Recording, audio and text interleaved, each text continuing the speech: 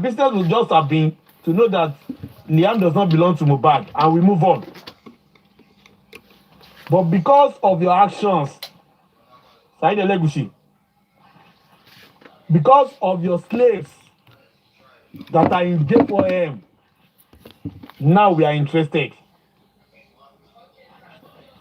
Now we are now interested. Because you have refused to mind your business, Saheed Elegushi. Because you have refused to surrender Wunmi to face the law. We knew that you were not in that house physically to kill Mohbad. We knew you were not there physically to kill Mohbad. But for the fact that you have been protecting Wunmi Adebanjo because of the boy, for the fact that you are using your political wings to cover Wunmi Adebanjo, that is when you will continue to have problem. And the major issue is this: your problem does not even have an end. Because there's no way you can try. You will not be able to silence somebody like us. I'm telling you the truth. This your problem will not have an end. The more Wunmi is being protected by you and your political associates, the more you will continue to have problem with Wunmi Adebanjo. Since you cannot apply wisdom, since, yes, and Lagata, we are not like Lagata. Since you have failed to apply wisdom to this battle of J4M, that you cannot say, at this point, I was not the one that killed Mohbad. I only fuck Wunmi. And she said she was pregnant of that boy for me. I did not lift a finger against Mohbad. I did not do anything to hurt Mohbad. So let whosoever hurt Mohbad go and face the music. As long as you have refused to allow that to be, I'm telling you, you will continue to have problem on this social media. Especially on TikTok. I don't know about Facebook and other social media, but on TikTok, your name will continue to be mentioned. You have serious problem. You have serious problem. As long as you are trying to scatter everything, as long as you think money answers everything, we are here to prove your theory wrong. That money does not answer everything. In this world, money is not Alpha and Omega of everything. We are going to prove you wrong. You can be spending your millions. You can be using your political connection to protect the killer of Mohbad. But you will not be successful to use your political connection to silence me personally. Let me personalize it. You will never be able to do so. Me, you will never be able to stop me from mentioning your name. Thank you, Gladiator, just in my heart. You will never be able to stop me. Go and employ your whatever scientists, whatever. Let them do whatever they want to do. You will not be able to subvert me. You will not be able to suppress me. You will not be able to subdue me. It is me and you in this J4M until Liam's DNA comes back negative. And you surrender with time very much, like the type of God, and you surrender with Mr. Adebanjo to go and face the music. If you don't do it, you will be doomed in this social media. You will be doomed. Saheed Elegushi, I'm telling you, you will be doomed in this social media. It will be a fight to finish. This does not have anything to do with Baba Mohbad. This does not have anything. Baba Mohbad is not even interested in the father of the Liam. What he is interested in is the fact that Liam does not belong to Mohbad. But me, because of your actions, because of your actions, you will hear win on this justice for Mohbad. You will hear win, go on and be using your money. I got a lot of messages from your cronies, from your useless slaves and servants. All of them, they were inboxing me, telling me, I want to speak to you. Can reach out to WhatsApp. I have a business. Somebody told me to call you. Somebody told me to speak to you. They said we should talk to you. It shall not be well with all of you. You will continue to have problem with me. You will continue to have problem with me. I'm telling you the truth. You will continue to have problem with me as far as your name was in that petition written by Mohbad. As far as it was you that told Ayamika where Mohbad will lay justice. As far as it was you that told that wrote a petition against Baba Mohbad just because he said Ale ló pọ̀ mọ́ mi, as long as it was you that continue to give PS money tó ná lórí justice for Mohbad tó fi ń ra sólò àwọn èèyàn, as long as it was you protecting Wunmi Cynthia Adébánjọ tó yẹ pé wọ́n á fún apààyàn ní escort ní police station, they were given a killer escort in a police station. Imagine, you went to make a report, a killer came to the police station, at the end of the day they gave a killer escort back home. A killer, a killer, they gave a killer escort. So everything we are seeing, even though you refuse to put your face out because you are afraid of the backlash, but we will know that your handwriting has been everywhere so far. Your handwriting has been what? Has been everywhere so far in justice for Mohbad, and that is why you continue to have problem. You guys can continue to try, you go and be looking for vengeance. Go and be looking for vengeance. Don't go and be looking for vengeance. You will continue to have problem. Your problem will be Oma Pogani. Go and Borisha.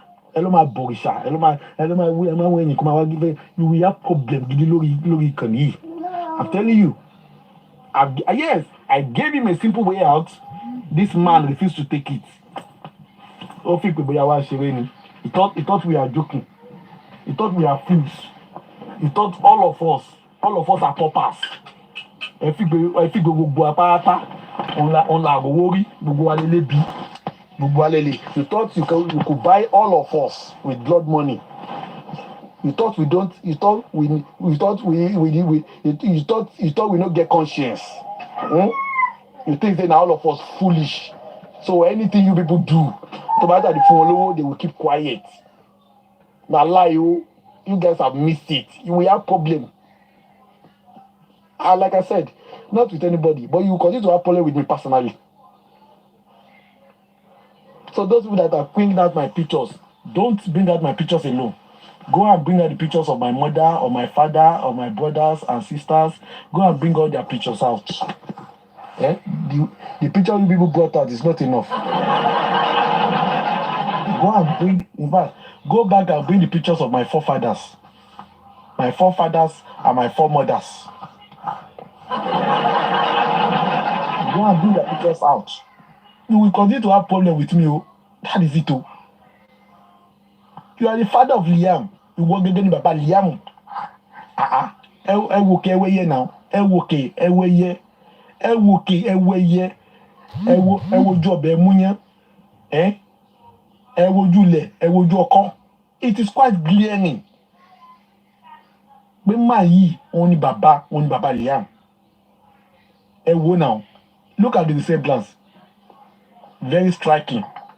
Look at the actions of Baba Liam. Very convincing. Look at the action of Wunmi Cynthia Adébánjọ. Very affirmative. That truly, Baba Liam Onloleko, there cannot be justice in this Lagos. Leko justice. I should do Baba Liam. And we thought you thought we were foolish. Even Temi's platform, you see all these useless people that are defending Wunmi. They were not recruited by Wunmi. These guys were recruited by the king. I'm telling you the truth. All these useless ones that have been defending Wunmi, they were not recruited by Wunmi. These people were recruited by the king. Only that the king cannot put his face to it. So when you see them defending Wunmi, they are not defending Wunmi, they actually defending the king. And that is why, please let us continue to tap. And that's why they are most angry when we are talking about this man. They are most angry when they are talking about this man, because he is the one that actually recruited them to go to social media and defend them and defend him. And that is why these useless people like Lati, all of them are Tarifa. That's why they are crying. They even said that boss rats went to threaten Yabo Yerinde. That they are threatening a hell out of her because of this king. So that will tell you that everything that happening just for Mohbad, the way till Lati fi di wèrè tó fi di àṣírí, so just for Mohbad, látọ̀dọ̀ ọba iná ló ti wá. Ọba ló ń dórí everything rú. Yes, Obayi. Oh, you see, you can see him.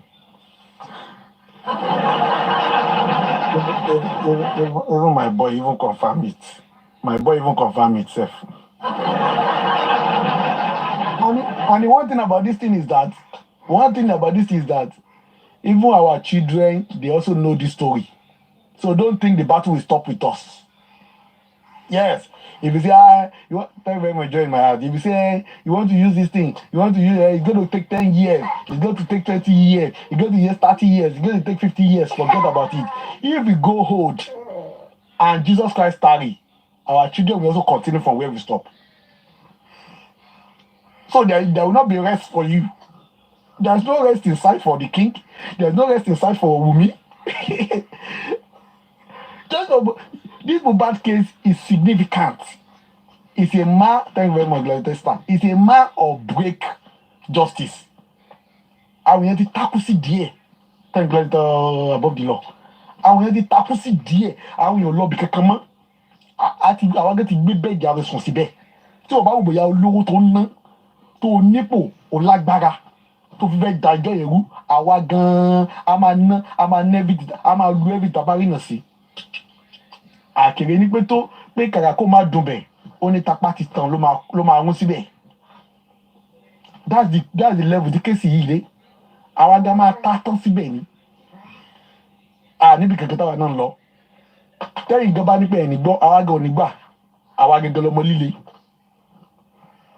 Tẹ̀bá lẹ́ onígbà, àwa náà ò ní gbà. Àwọn ọmọ líle, àní tẹ̀bá lẹ́ onígbà, àwa náà ò ní gbà o. Àwa gan ò ní gbà, àní gbọ́. Àgbọ̀ kankan, ẹ̀yin máa náwó, ẹ máa lu ipò máa fi yín sílẹ̀ níjọ́ kan tẹ́ bá fi pò sílẹ̀. But àwa, eléyìí táwa ń ṣe yìí, àwa máa tá tán ni. Kò sí thank God, kò sẹ́ni kan tó fún wa ní owó tá fi ra data. Kò sẹ́ni kan tó ra fóònù fún wa. Àbí? Àwa làwa, ẹ̀rẹ́fẹ̀ẹ́ mi ṣe wa, àwa díẹ̀ ti tá síbẹ̀ báyìí. So ẹ sọ fún wa. Ẹ wá sọ fún ẹ tó máa rẹ̀ nínú èmi àti yín. Jẹ́ kí máa wò tẹ̀ sọ́pọ̀ àwọn tó kù. I know the gladiators and generals, they are also saying the same thing in their mind. Ẹ wá wo ẹ tó máa rẹ̀ nínú wa. I heard that the first Olori, she has now relocated to Abuja because of this issue. But that's just the beginning. Just the beginning. I know that you have given some people money. They were singing for you. At the end of the day, kí ló ṣẹlẹ̀? Ibi tó wù bóyá àní sọ̀rọ̀ dé, àbí sọ̀rọ̀ jù bẹ́ẹ̀ lọ. So is it not time you people collected your money back from them? Because the money you gave to them has done nothing. The money you gave to them is wasted. The money has become a waste. You cannot do anything. Ìwọ ni bàbá Liam now. Ó dẹ̀ protect Wunmi. Pé kó má bàa lọ sẹ́wọ̀n. Okay, ó ń try to say pé the mother of the future king cannot be in prison. That's what you are trying to say. After killing somebody. The mother of the future king cannot be in prison. You cannot arrest the mother of the future king. That's what you are saying. After Mohbad has been condemned to the afterlife, after the loss of somebody's life, you care so much about the future king, but you are forgetting the presence, the fact that they've killed somebody. Who gives a damn about the future king? To hell with the future king. And the Pamoloma now. Mohbad was a future megastar, and you shut him off. And hopefully, you want sorrow future king. To hell with the throne, to hell with the future king, to hell with the king, to hell with the palace, to hell with everything. How will you kill somebody because of any future king? If Wunmi knew she was a mother to the future king, why did she not leave the boy in peace? Why? Why would she not leave the boy in peace and allow the boy to continue his sojourn in life? We are all sojourning in life. Why would you not allow the boy to continue his sojourn in life? It was not compulsory for Wunmi to kill him. Wunmi made away with his properties, but not to make away with his life. Not only has Wunmi made away with his properties, she has also successfully made away with Mohbad's life, and that is where you cross the boundary. People are talking about Lifush. His girlfriend caused him so much harm and destroy his career, but at least the girlfriend did not kill him. If Mercy smiles at him, he can still rejuvenate, he can still reinvigorate his career. Because wọ́n ní tí ẹ̀mí bá wà láyé ìrètí ń bẹ. But Wunmi ò jẹ́ kí Mohbad kò nírètí rárá. Ó pa tògótògó ni. Kò tiẹ̀ fún ní second chance. Kò fún ní second chance. Ó pa pátápátá ni. Ó pa pátápátá ni. Ibi tẹ́lẹ̀ ṣẹ̀ṣẹ̀ lè dá tẹ́lẹ̀ ṣẹ̀ṣẹ̀ lọ́wọ́ nìyẹn tẹ́lẹ̀ ṣẹ̀ṣẹ̀ lè dá Mohbad. Ìdí tí gbogbo yín tẹ́lẹ̀ máa jóná nìyẹn kò sí nǹkan tẹ́lẹ̀ bá kó jọ ó máa dàrú mọ́ yín lọ́wọ́ ni. Nítorí ẹ pa ọmọ ọlọ́mọ ni. Ẹ bá fi ẹ̀jẹ̀ ẹ ń fẹ̀jẹ̀ ṣọlá ẹ pa ìjókòó tì ẹ tún sọ pé kò sí nǹkan tẹ́lifọ̀dì máa ṣe. Àní bíbí ni máa bí yín ohun bí ni máa bí yín àwa gan a tún máa bí yín ibi tẹ́tí ní problem nìyẹn àwa náà a tún máa bí yín ibi tẹ́tí ní problem nìyẹn ẹ understand ibi tẹ́tí ní problem gidi ẹ ti ní problem gidi problem yìí kò dẹ̀ gbẹ bọ problem yìí kò gbẹ tutù ṣé mo wọ́n ní pé kò sí nǹkan tó máa ń ba babaláwo lẹ́rù ju ìṣòro tí ò gbẹ bọ tí ò gbẹ tutù problem tí yóò gbẹ bọ kò gbẹ tutù. The solution to this man's problem, to the king problem, ó ní pé kó ṣe DNA pẹ̀lú Liam abroad and let the DNA come back negative. Number one. Number two, let Wunmi Adebanjo be left alone to face the music. Stop using your political influences. Stop using your political connections. Stop using your illicit wealth to protect her. Those two solutions, those are the things that can save this king. I'm telling you. Anything apart from those two, this man will continue to have problem. And this does not have anything to do with Emperor Joseph Aloba. This is all just about the gladiators and the generals. Nobody can take away your name from our mouth. Not even 2 million Arifa. Not even 1 billion Everon. Not 3 million Latif Atada. Not 100 million Boss Rats. Not 3 million PS. Nobody can take away your name from my mouth. Edikpa Gonugun, Edikpa Kalamagbo. That is it. Edishi Enyapa. That is it. Lórí social media yìí, ìjà ṣẹ̀ṣẹ̀ bẹ̀rẹ̀ ni. Lórí DNA Liam yìí, ìjà ẹ máa pọ̀. Gbàgbé story. Ìjà ẹ máa búdú. So the more you people continue to pronounce, I heard that since they filed a case for DNA to be given the right condition, that the case has not been heard. No problem. The longer it takes, the longer your name shall continue to be destroyed in social media. Down. The longer it takes, the longer is your name too.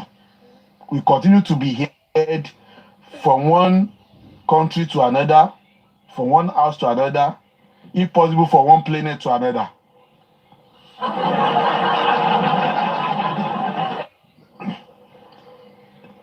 Kò sí bẹ́ẹ̀ ṣe try to lórí kéèsì yìí àwọn agbẹ́gbẹ́ni wá ni agbẹ́ni wá ni o, because you people are wicked. You people are very, very wicked. If Mohbad was the son of somebody, you people would not have killed him. like the way you did. Thank you very much, Gary Thomas about parties. And you will not have messed up his case like the way you are trying to do. You people are wicked. You have your own children. Ẹ lè kọjú ìbọn sí kẹpa. Ẹ lè pa ọmọ tí ọmọ ọlọ́mọ lè pa dànù. The way many youths died on Lekki toll gates, and you people hid the dead bodies. The same way, let's say Pamubadi, case. You guys are wicked.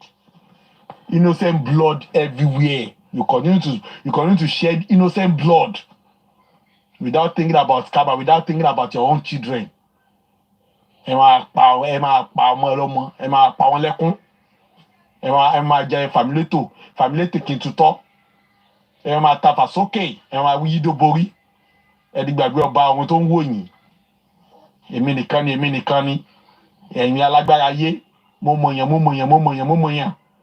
Ẹ ń lo owó àti ipò, ẹ fi ń fìyà jẹ ọmọ mẹ̀kúnnù, ẹ fìyà jẹ wọ́n tán nìkan, ẹ tún pa wọ́n. You deny them basic amenities. Iṣẹ́ kò sí. Oúnjẹ kò sí. Owó ẹ fún wọn. Epo kò sí epo. Àtijẹ àti mo dìṣòro. And still, you are not satisfied. You also take away their life. Ẹ̀yin ẹ̀ka ẹ̀yin ẹ̀jẹ̀ yìí. What sin has Mohbad committed? You people are beating him alive. You are beating him everywhere when he was alive. Ẹ nà nínú yà, ẹ nà sáré, ẹ jẹ́ kó ní sinmi níta. Nínú ilé, Wùmí náà tún fìyà jẹ. Nínú ilé, ó ń fìyà jẹ, ń pariwo mọ́, kò fi ibà sùn, kò ibà lò pọ̀. Wùmí refused to carry out her conjugal duties at home. Kò wà láàyè láti bá sùn, ó ń pariwo mọ́. Ẹ̀yin tún nà níta, ẹ tún pa tán, àwọn ọlọ́pàá tún sọ pé no, we could not do anything, we could not do anything. Ẹ tún pa tán, ẹ tún fìyà jẹ òkú ẹ̀, ẹ fìyà jẹ òkú ẹ̀, bàbá ẹ̀ gẹ, ẹ tún fìyà jẹ bàbá ẹ̀. Ẹ̀yin ìkà, ẹ̀yin àpààyàn, ẹ̀yin ẹni bú, ẹni rádaràda. Nítorí kíni? Nítorí adé àbí? Nítorí ipò? Nítorí ọlá? Ẹ wo àtúbọ̀tán.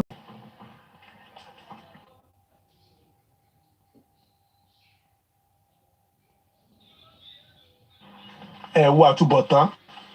You have forgotten Aketi. Where is Aketi today? Dead, buried, decaying. Where is Ajetumobi today? Dead, buried, decaying. Where is Shagari today? Dead, buried, decaying. You have forgotten. But one day, you guys will die too. And you'll be dead, buried, and decay. Ẹ fi pé ẹ̀yin lẹ láyé, ẹ̀yin lẹ lọ́run. Ẹ̀yin lẹ lẹ́kọ̀ọ́. Ẹ̀yin la fọbajẹ. Ẹ̀yin ni political godfather. Ẹ̀yin lẹ police president. Ẹ̀yin lẹ wà Nigeria. Have you even wondered why Mohbad was killed after Tinubu was sworn in? Why was Mohbad not killed when this guy was still there? When President Muhammadu Buhari was still there? Why was Mohbad not killed at that point? Why was he not killed at that point? Why did they have to wait till Tinubu was sworn in before they actually carry out that act? That will tell you that they already had it planned out. Ó máa fi yìí pé wọ́n ti plan everything out. Wípé àwa náà la ní federal, àwa náà la ní state. So no problem, kò sí nǹkan tó máa ṣe. So it was not a coincidence. Because I've been thinking about it too. If it was a coincidence, why was this boy not killed when Muhammadu Buhari was there? But because they knew they would not be safe at that point. So they waited until Tinubu was sworn in. Few months after Tinubu was sworn in, they struck. When they noticed that everywhere was safe and cool. Everywhere was cool and calm. Nobody will raise eyebrow tí wọ́n ní lè block here. Everywhere tí were connected. Àwọn ló wà ní IG, àwọn ló wà ní presidency, àwọn ló wà ní governors, àwọn ló wà ní every key position tó lè call for justice. Wọ́n rí pé àwọn ti gbàjọba, wọ́n ti gbàjọba ní all that network ìtàgbáratá. That was when they now took action and they just finished the boy up. Lẹ́yìn àwọn pé wọ́n ti plan wọ́n máa pa ọ̀bọ yẹn tipẹ́. Bóyá wọ́n ti sọ fún mi ní pé ìwọ ní sùúrù. Maybe they have wanted to carry down that act before the election. But they now told her that wait, don't do it. Coast is not clear. Don't do it now. Wait, just wait. Wait for the right time. Don't do it at the wrong time. Just wait for the right time. Jeka debe.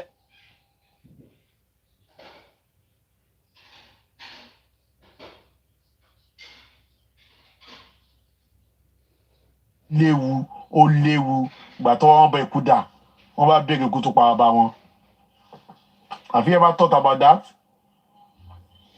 So it was really timely. Their actions were all planned out. Wọ́n ti mọ̀ pé Mohbad máa kú. Mohbad ti máa gbọ́ fìrìfìrì lórí ikú ọmọ lórí ọ̀rọ̀ ọmọ yẹn. Ó ní máa gbọ́ fìrìfìrì lórí oyún yẹn. Ó ní máa wo ìwà, ó ní máa wo ìrìn tí Wùmí tó rìn pé ìrìn yóò dáa. But wọ́n á máa sọ fún yín pé ẹ ní sùúrù fún o. Fílẹ̀ o, má bàa fa wàhálà o. Ṣá máa wò ó ràn ọjọ́ kú ẹ̀ ó wà nítòsí. Ká ní sùúrù fún sẹ́ẹ̀. Don't worry, just be calm. Don't worry, just be calm. Be calm for him, oh. Don't do anything silly. Because I knew Wunmi was not that patient. Wunmi ti máa búramúramù. A ti sọ fún pé òun máa pa ẹ́. A ti sọ fún Mohbad pé òun máa pa ẹ́ níjọ́ kan. Bóyá gbà tó máa sọ fún Baba Liam sọ pé don't do it, oh. Don't do anything silly. Not now. Just wait. Just wait. Just wait. We will take him out at the right time. Just wait. You cannot do anything now. You are not safe. You are not safe. Don't jeopardize the throne. Don't put the prince, the future king, at risk. Don't cast aspersion on my name. Don't allow people to ridicule me. And when they ridicule me, the authority too will not be able to save me. Let me be sure that I have the authority. Let me be sure that I have authority in my pocket before you strike. That was why they waited. They hardly waited for Tinubu to be sworn in before they struck. Tinubu was sworn in May 29, 2023. If I was right. And Mohbad was killed September 11, 2023. Just about 4 months after he was sworn in, they took him out of the picture. All the plan ikú ọmọ yẹn ti pẹ́. I'm telling you. All the plan ti pẹ́. Even Mohbad knew that he was not saved. I think they said somebody that a lady, I don't know where she was, told Mohbad to run away for his life. But Mohbad said there was nowhere he could run. They will always get him. So he had that feelings, that kind of feelings that people always have when they are in unsafe environment. Some people have that, they have that thing within themselves. Man feel somehow, if danger was lurking around the corner, they will get that goosebump, they will get that thing within themselves that will be telling them, this will happen, this will happen, this will happen. So perhaps Mohbad actually had it. We won't do them. God bless you, may bless you too sure. We won't do them. Wọ́n dẹ̀ pàdánù. Yes, wọ́n dẹ̀ pàdánù. Àwọn ẹni bí. Ọba tó ń wọ agbádá sórí canvas. Ọba tí ò mọ kọ́ńdọ̀mù lò. Ọba oníyọ̀dí. Everywhere you cannot use condom. You must dance it. Very, very terrible. Very, very terrible. That was not what we're supposed to find a king like him doing. No, no, no, no. He belittled him. He belittled him seriously. Thank you. He belittled him seriously, to be sincere. People can be disappointed, but I am not. Most of the kings are political appointees, and they don't have moral right to be king in the first place. And that's why you see most of them messing up. That's why you see most of them misbehaving. Yeah. But they were not deserving to be kings in the first place. You understand? They have turned kingship to political appointment. Ah, you have done this for me. Now, okay, let me make you a king in that place. Let me give you staff of office. Go there. You are not a king. And that's why Obasanjo ti sọ fún àwọn ọba kan gbà yẹn pé, why were you standing when they were greeting him? Obasanjo was telling the king pé, you should kneel down. Somebody said, wọ́n ti ẹ̀rọ lóye gan, wọ́n ní wọ́n gbadé lọ́wọ́ ẹ̀, wọ́n yọ kó lórí oyè.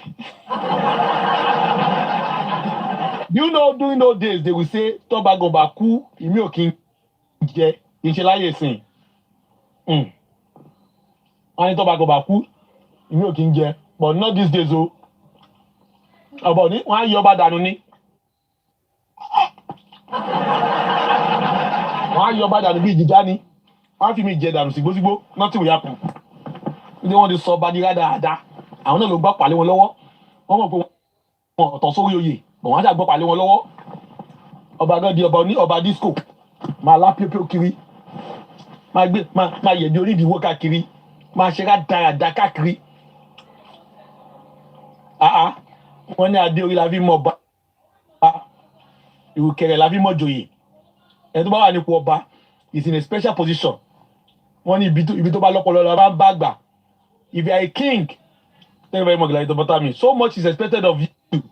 Ní ìdàgbọ́n máa bá ẹ ní disco party, kó máa bá ẹ ní club, kó máa bá àwọn obìnrin jó, kó lọ máa ṣe quickie pẹ̀lú wọn ní corner. Ó dẹ̀ pé ẹ lọ bára dáradára. And somebody will now say, ẹ má bú ọba òfò ni wọ́n bú. Ọba gan ti bú rẹ̀ gan ni. Sọ ọba gan mọ iyì gan tí tó ń gan ní ni. Ọba gan fàyè gan mọ̀ pé òun nìyí. Ọba gan fi adé, ó fi ń ṣe one corner. Ó fi ìlẹ̀kẹ̀, ó fi ń ṣe two corner. Ó fi ìlẹ̀kẹ̀ ṣe dọ́gì. Ìlẹ̀kẹ̀ ó ń bọ́ sílẹ̀, ó fi ń ṣe dọ́gì fún olóṣó. Wá ní pé ẹ má bú ọba tó ti bú rẹ̀ tẹ́lẹ̀tẹ́lẹ̀. Nonsense.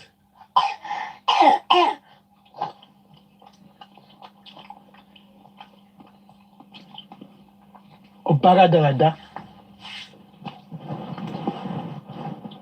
When you are a king, you carry yourself in that manner.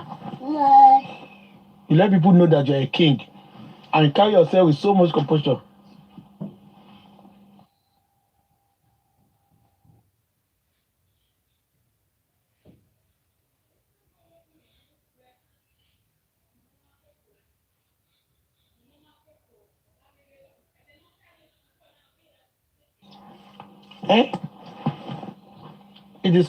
It's quite irritating.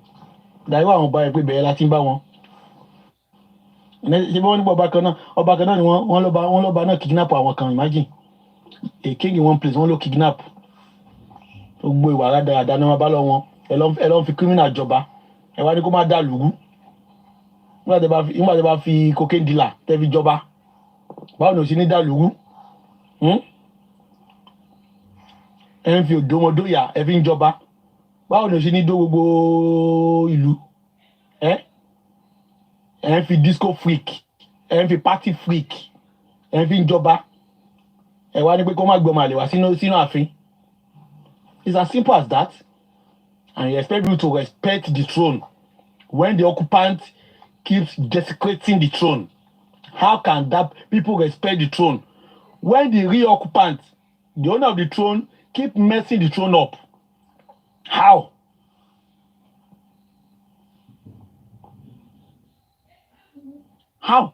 How do you respect the throne when the king himself has chosen to disrespect the throne?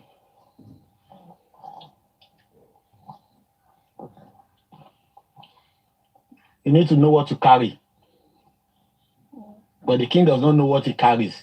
Because in the real sense of it, he did not carry anything. They just choose him. It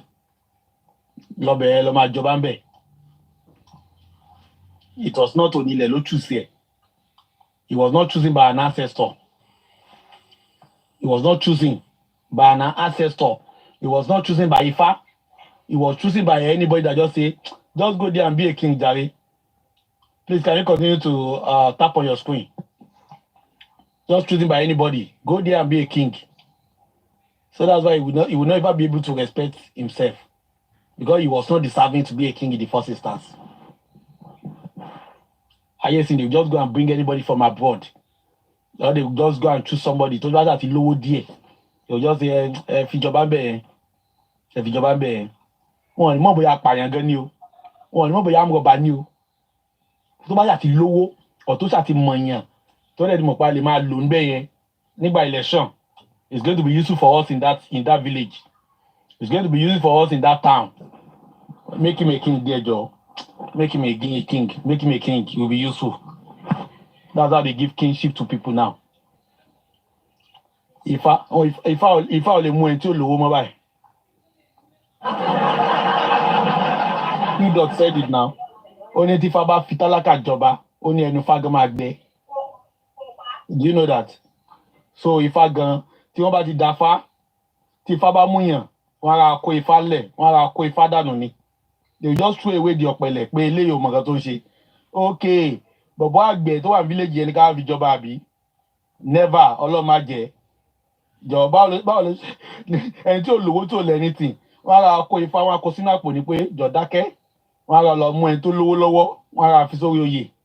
Wọ́n á ní pé ìwọ wà ń bẹ́ẹ̀ tiẹ̀. Kò sí nǹkan tó kàn wá pẹ̀lú ìlú dàrú. Tí ìlú bá fẹ́ dàrú kó dàrú.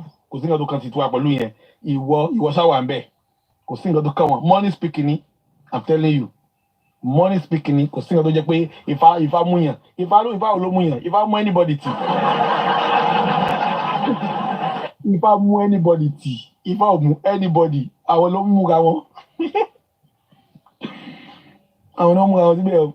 Wọ́n nínú àbí David wọ́n á dẹ̀ sọ̀rọ̀ àwọn dídá dáadáa tó máa sọ rubbish, wọ́n máa ṣe rádaràda. So the king, you are in serious trouble on this Mohbad case. Me, I don't see any way out for you. Don't worry. Be doing whatever you are doing. Be protecting Wunmi, Cynthia Adebanjo. She mustn't go to court. She must not go to prison. She should not go down. Ìyá ọba lọ́la ni o. Yínká kìnìkan. Ó dẹ̀ pààyàn. Ibi títí yín ti ta nìyẹn. I'm telling you the truth. Who do you have here? Labody, are you there? Unmute your mic and speak to us. If you want to speak to us or you sent your request by mistake, you can send me your request. If you want to be part of the live session, you can send me your request. Labody, are you there? Oh, yes, sorry, I'm here. All right, thank you very much. I just like the live. Like what you're saying is just funny. When you said money speaking, if I'm money speaking, it's just so funny. But it's the truth now. I know it's the truth, but it's just so funny. In fact, it's no longer speaking now. They're not supposed to be called the crusher. I say the cruiser got gunny. It was just so funny, like when you have money, everything actually happen. No, but we are not actually cruising, though. We are actually saying it the way it is, and that's the truth. I'm telling you. Although we might just be adding a little bit of sense of humor to it, but what we are saying is the absolute truth. I'm telling you. I understand. It's so pathetic and painful. So pathetic and painful. Why would you kill the boy?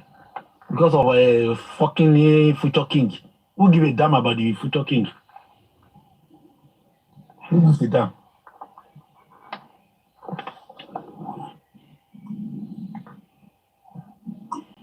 Vengeance, I need to ask you a question. How are you? How are you on? This is my question to you. Do you think if Elegushi was the father of this child, you think it would allow this to be happening to his son? The way the child is being showcased all around the place. You think 100%. it's going to allow that? 100%. Because it's a I'm sorry. Yeah, it's all right. Okay. Let me explain to you what is going on. Are you a Yoruba or you are Igbo or you are Hausa? Hello? Can you hear me on a question? Well, I'm a Yoruba person speaking. Okay, good. So you understand this program? Yes. Yeah, but can you hear me? Okay. Yes, you are loud and clear. Then just can you hear me? You are loud and clear. Audience, how are you? This is Okay, Adedoyin speaking. How are you? I'm doing good. Thank you very much. This is not your typical. Okay, wonderful. All right. So can you explain? Yeah. Wonderful. Yoruba man pa I know. Yeah, yeah, this is not my typical account. Yeah. Yoruba man ni pé tí iná bá jó ni tó bá jó ọmọ ẹni kí ni Yorùbá sọ? Ẹ bá mi parí òwe yẹn. Hello, Adedoyin. Can you unmute your mic, please? Do you hear my? Well, I'm not good at that, so. Okay. Yes, let me complete it for you. But let me complete it for you. Tí iná bá jó ni tó bá jó ọmọ ẹni tara ẹni la máa ń kọ́kọ́ pa. Yes, you said your proverb, but unfortunately, I cannot interpret that. So go ahead and interpret. Yeah, what it means is that if there is a father that is in serious trouble, and the son is also in serious trouble, based on instincts, without afterthought, you will run away from danger before you remember a child. At this point, the throne of this king is at stake. And at this point, the throne is more important to the king than this boy. And also, this king never envisaged that the justice from Mohbad will take this turn. And he never prepared for what is happening today concerning justice from Mohbad. Their plans with the death of Mohbad was to silence the police, use the authority to intimidate the father of the child and turn the table against him, with nobody thinking about Wunmi Adebanjo as the killer, nor thinking about Liam does not belong to Mohbad. However, God actually put all of them to shame. In fact, they never imagined that there would be public outcry for Mohbad's body to be exhumed. You will notice that when Mohbad was buried, and when they tried to exhume Mohbad, they found out that there was a concrete over the body of Mohbad. So not only did they bury Mohbad, they also cemented that place. That is to say, nothing will ever bring Mohbad out of that grave. And they knew that as long as Mohbad was buried, the case will also be dead on arrival. But however, when Mohbad was buried, you and I, people went to the streets, and everybody was protesting. And I will tell you categorically that exhuming Mohbad was not for the best interest of the governor. It was to palliate the public outcry, to pacify them, because they saw what was coming to be almost as big as NSAS 2 or bigger than NSAS 2. And they did not want to encounter that NSAS progeny again. They did not want something like NSAS to happen again. That was why they quickly used that carrot technique to say, we are going to exhume Mohbad, and then within 2 weeks, we are going to find out what killed him. Because the protest was spreading from one state to another. Not only did the protest happen in Southwest alone, it also happened in northern states. So they saw it that it was a volcano that was about to consume the whole state, and they were not prepared for it. So they used exhuming of Mohbad to palliate and then to tell people that I'm a justice for him. But after the exhuming Mohbad, what did they do? They hid the sample. They did not take it anywhere. 4 months, nobody heard anything, because the government of the day, with this king were working behind the camera to make sure that the truth about the death of Mohbad did not come to limelight. But as God will have it, VDM came out, talk about DNA, and from that level, everything took a dramatic turn. The king would have cared about this boy and would have, in fact, they said the king offered to adopt this baby as soon as Mohbad died. The king offered to adopt the baby. Nígbà tí Mohbad kú. But ìgbà tó wá rí pé ogun DNA ti jáde, pé wàhálà dẹ̀ ní ìṣẹ̀lẹ̀, ó ra gbórí ẹ̀ pamọ́, ó wá rán àwọn Ìyábọ̀ Òjó and co to be working as posse for him. And he's also working behind the camera to make sure pé Wunmi was not arrested, let alone interrogated vigorously to tell us how Mohbad died. Everything was planned from the beginning.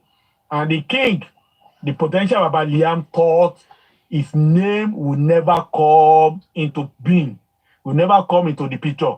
But as God wanted to expose him, somebody brought out petition written by Mohbad, and his name was written in capital letter in that petition. And that was the beginning of the king doom. And here we are today. The king cannot bring out his face.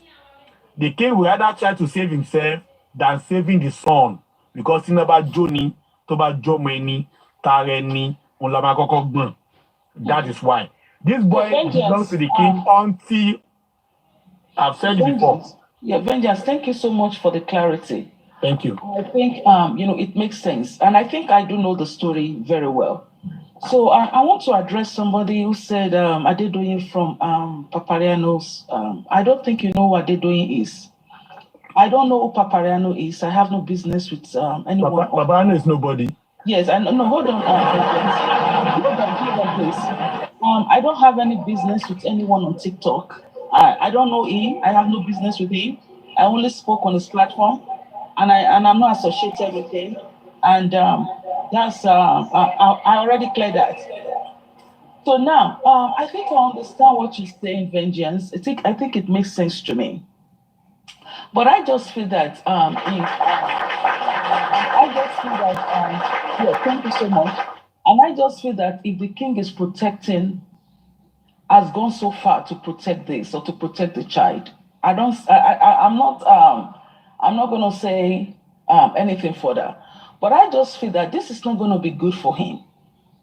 Okay? And if he does anything, and I have said it, countless times, that I think sometimes some of us, we look at the present, we always forget about the future. We do forget about the future, and Nigerians know, and they don't forget. And if indeed this child belongs to you, sir, I think the best thing for you to do is to come out. There is nothing wrong with it. If you have no hand in the death of Mohbad, just come out. And you are a king. You have authority. For goodness sake, you come out there and say what it is. This child belongs to me. And you see, I also want to pass a message to him. You denying this child right now. You don't know what it's doing to this child. If truly you are the father of this child, you don't know what it means spiritually, because I'm a Christian. You don't know what it means spiritually, denying a child while the child is still alive. If you are the father of this child, regardless of what will happen, come out and say it. This child is mine. Accept the child. Accept the child. All this talking about you, trying to beg you to accept this child, a son of yours, if truly, allegedly, if this is your child, please, sir, come out and say what it is, so that you can clear the air. And if you don't have a hand in the death of Mohbad, because I don't know why, I'm speaking to Sanwo-Olu now. Seriously, I have talked to Sanwo-Olu, through TikTok so many times, and I've also, spoken to him, in some other means. Sir, you need to try and know. It should be in your best interest as a governor to want to know what killed Mohbad. And you should pursue it with every strength you have to want to know what killed Mohbad. Regardless of whoever is involved in the death of Mohbad, that person should be brought to justice. I know you are an international man, apart from being a governor. You've traveled all around, and you know how justice works in a civilized world. And I'm talking about in a world like the US, you're talking about, UK itself, you're talking about other parts of the world, civilized world. The death of Mohbad is a mystery. He died in his house, and we've had countless stories about how Mohbad died. We've heard that he died of ear infection. We've heard that industry god killed him. And this story is not a lie. It does not make sense. And that alone should want to make you investigate the case. Because when you are investigating a case, you are a lawyer or whoever you are, you want to know, does this story align? The story about his death does not align. If the story aligns, that this is going to be a straightforward story. Ear infection came Mohbad. Let that be true. But coming with different version of how Mohbad died is insane. It doesn't make sense. And that should make you as a governor, want to know what killed, because this is not going to be good for your legacy. And that's the truth. Governor Sanwo-Olu, I'm speaking to you right now. That's not good for your legacy. If you leave that, because if you leave Lagos as a governor, at the end of the day, it's going to be tagged on your name, unsolved case, cold case. It's on you, on how you guys tried to cover Mohbad's death. What is this? What is going on? What did Mohbad do? Why was he killed? Why all this nonsense that you guys are doing? Mohbad is still laying there. You politicians, you Lagosian politicians, whoever politician that you are, look at what would you allow your son to be in the mud, laying there for more than 2 years? Would you allow that? And you're trying to cover those that killed him? It doesn't make sense to the world. And let me tell you one thing. Everyone is watching this case. You might not know, but you have people with integrity who are watching this case. They are really watching this case. And you know one thing? There comes election, then you guys want to speed up this case. Then you come up and say all kind of jargons and gibberish. Oh, blah, blah, blah, so that people can vote for you? Is that what it is? It doesn't make sense. And you look at the father of this child and you call him a common carpenter. Do you know something? You know what David did? You know how David killed? And guess what? Who saw David? God saw David. And the sword never left his house. And I want to leave with this. Whoever killed Mohbad, the sword will not leave your house. Trust me. You have spilled an innocent blood. And that innocent blood is still crying to God up to today for vengeance. And no matter where you go, you can use and I'm speaking as a mother right now. You can use your you can use your money to cover this. But guess what? Who never forgets? God never forgets. God did not forget the sin of David. God punished David for that. To his generation. Whoever killed Mohbad, try to hide the truck, cover up the truck. Guess what? The sword will never leave your house. Forever and ever, and God will punish you. God will definitely look for justice for that boy. And I'm speaking, look for justice for that boy, because that boy is not sleeping. I have had and I'm saying this right now. This is the last thing I want to see. I have seen Mohbad.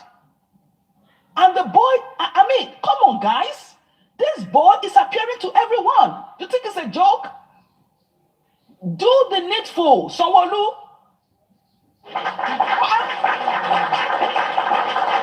Do the needful, sir. You are a Christian. And I think we both attend the same church. Do the needful. I don't know what you're scared of.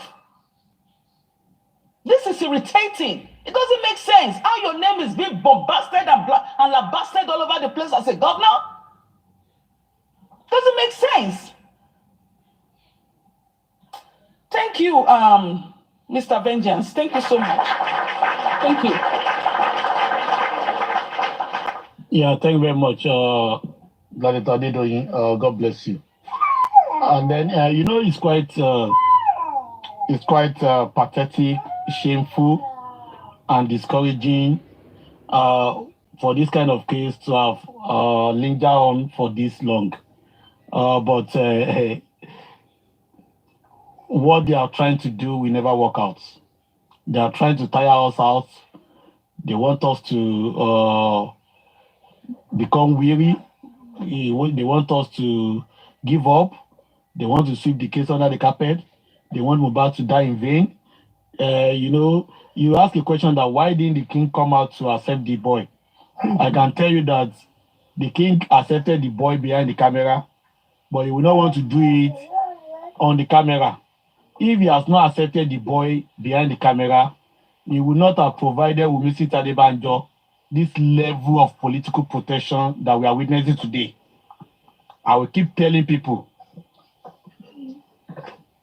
police are not handicapped in terms of knowledge in respect to what they are supposed to do in a case of homicide. Nigerian police, with the knowledge they have, they can crack any case, especially when the suspects were in the same house when Mohbad was killed. So they were not handicapped intellectually to crack Mohbad case. Mohbad case is one of the simplest homicide cases that we have read about, heard in history. But they have been handicapped as a result of political influences. They have been handicapped as a result of godfatherism. They have been handicapped as a result of the fact that the killer has somebody like Elegushi, who happens to be a friend of the political occupants, political gladiators. And that is why they are all afraid of doing the needful for Wunmi. I will keep saying it. This Liam case involved the death of Mohbad. If it had not involved the death of Mohbad, perhaps it would have been a different ball game. But for the fact that Mohbad died and it now became public discussion. If Mohbad was killed and you and I are not here to talk about it, perhaps, do you understand, the king would have come to the camera to accept the boy. But for the fact that something was linking the killer of Mohbad to Liam, something is linking the protector of Wumisi Adebanjo to Liam, the king does not have the ball to come out to take it, to claim Liam. But I believe he has claimed Liam behind the camera, and he has entrusted this case to some people that have been fronting for him, the likes of PS, that disabled man that keeps on distributing money to people on social media, is working for the king. The likes of Boss Rats has a connection with the palace. The likes of Iyabo Ojo that has become adopted grandmother of Liam. All of them, they have connections with the palace. They are working to protect the interest of that boy. Do you understand? So even though the king, thank you very much, Gladiator, the king has not brought out his face in the camera, his face is behind the camera, and he has two working for him to protect the interest of the boy. But their doom is just you and I, that we will not keep quiet. They have tried all they could. They have gone to threaten some people. They threaten Yabo Yerinde. They threaten Dolisa. They threaten so many people too that don't come and don't talk about the king, don't talk about the DNA. Kinika. In fact, VDM was threatening. In fact, let me tell you, most of the problems that VDM is facing today is because of DNA of Liam, because he talk about DNA. That is why VDM has become enemy to many people today. So anybody that talks about DNA of Liam, that talks about the Kinika, they will always find a way to to make more enemies for that person. Do you understand? So, and that is one thing to accept the fact that these king hands are not clean in respect to the death of Mohbad. Thank you very much. Let's go to Christy. I can't see your name clearly, but are you there? You came up. You want to say something? You can unmute your mic. Christy, are you there? You want to say something? You can unmute your mic. Okay, it's not there. Thank you very much, Gladito Sajano. Okay, let's go to Orijo. That's the name. Are you there too? Do you want to say something? Or you sent a request by mistake? All right, you are there. Good afternoon, General Avengers. Good afternoon. Thank you very much. Good afternoon to all the gladiators. Thank you very much. Actually, this is my first time of logging into the platform. You are welcome. Ẹ jẹ́ n sọ Yorùbá nítorí ibi iṣẹ́ ni mo wà. Ẹ sọ Yorùbá. Tiwantiwa náà ni gbogbo wa. Kò sí wàhálà. Gbogbo yín ni mo kí o. Ẹ̀yin bàbá, ẹ̀yin ìyá, ẹ kú iṣẹ́ Olúwa. Wàá túbọ̀ máa fún yín lókun àtagbára ṣiṣẹ́ yìí.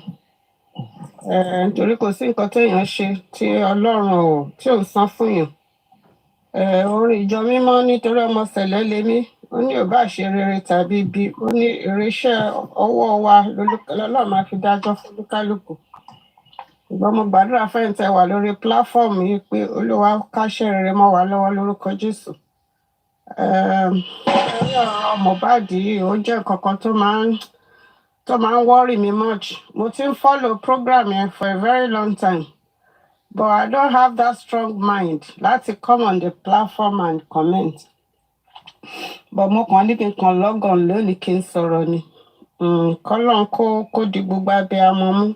It's so sad. Ìgbà téèyàn bá tọ́jú ọmọ láti ìgbà tí ìyá ẹ̀ ti lóyún ẹ̀ títí dé ìgbà tọ́mọ ń ṣoríire. Tí ẹ̀dá kan wá sọ wípé pípa lòun máa pa. Ó lágbára gan, ó lágbára. Èmi ò mọ̀ bí ìyá tó bí bó ṣe lè máa sùn. Ṣùgbọ́n kọ́lọ́run kó ṣàánú ìyá Mohbad. Kò tiẹ̀ sí bí obìnrin ṣe lè kọ́kọ́ sílẹ̀ kí ìyá yẹn ríru ikú tó pọmọ yẹn. Kó má lè dúró ti ọkùnrin yẹn pé kò sí ká bá dẹ̀ gba judgment tán òun lè tún fi ọkọ yẹn sílẹ̀. Kó mú kó dúró tì kí gbogbo wọn kán jàjà fún ọmọ yẹn. Kán fi lè rí ìdájọ́ òdodo tó dára. It's unfortunately wípé ìyá yẹn pé ó gbé èṣù mi. Èṣù ni ìyá yẹn gbé mi. Ọkàn yẹn ọkàn tó ní ọkàn burúkú ni. Ọkàn yẹn dí síbẹ̀ ni. Then ìyàwó tó dẹ̀ nítorí pé ìlú táwa ń gbé yìí London lèmi wà ná. Ká dẹ̀ rí pé nǹkan kan tó bá ti ṣẹlẹ̀ nínú ilé bẹ̀ yẹn ìyàwó náà kọ́kọ́ ó mọ̀ kò mọ̀ nípa ẹ̀. Ìyàwó ló yẹ kán kọ́kọ́ mú pé kó wá sọ tẹnu ẹ̀. Ṣùgbọ́n ọmọ tá à ń sọ yìí náà fúnra rẹ̀ ó ti gbé èṣù mi. Ọlọ́run nínú àánú rẹ̀ kó bá wa gba ìdájọ́ òdodo ni. Torí pé ó ní ológun ni Olúwa sí orúkọ rẹ̀. Torí pé mo gbọ́ mọ́mì mi kan gbà tí wọ́n sọ̀rọ̀ nípa Dáfídì gbogbo alámọ̀tán Dáfídì pé lóòótọ́ ni.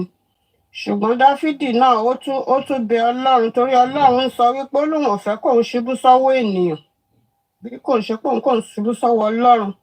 Torí mọ́ Ọlọ́run láláàánú. Tí ọmọbìnrin tá à ń sọ̀rọ̀ yìí tó bá lè lọ túbá fún Ọlọ́run pé kó jẹ́ kóun ṣubú sọ́wọ́ Ọlọ́run. Wípé òun ti ṣẹ̀ kó dárí gbogbo àṣedédé jì Ọlọ́run á gbà.